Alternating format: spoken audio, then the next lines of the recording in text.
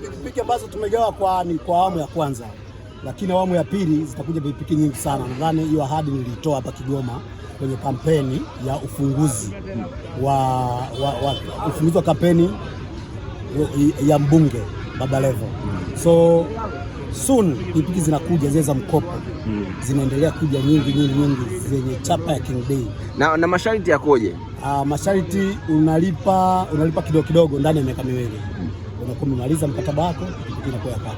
Na hapa hichi ambacho umekifanya hapa sasa hivi ni kitu gani? Tumeona vijana ambao umeamua kuwapa mafuta. Na itakuwa ni mafuta lita ngapi na kwa nini umefanya hivi? Hapa nimewapa mafuta lita 5, sawa.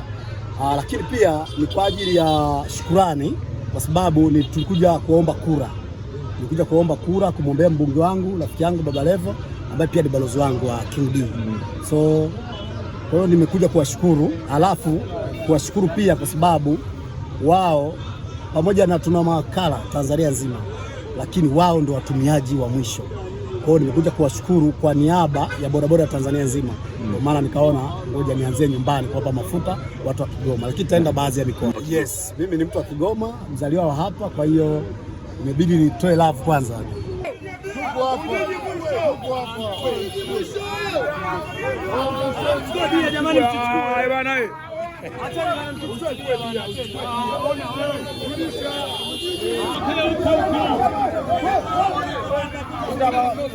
Angalia.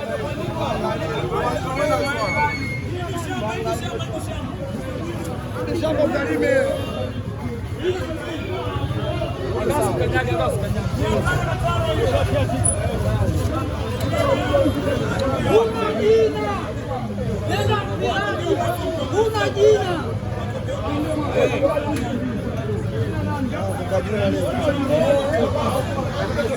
Kipindi cha kwanza Kajura kulika